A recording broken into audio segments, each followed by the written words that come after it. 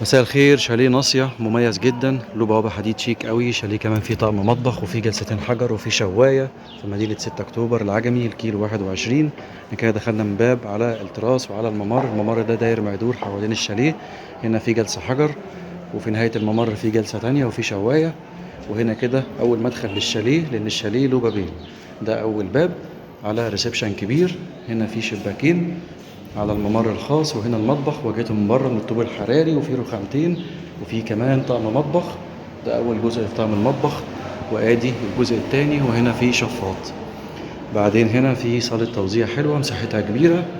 الشاليه مساحته حلوة، هو محتاج نظافة بس.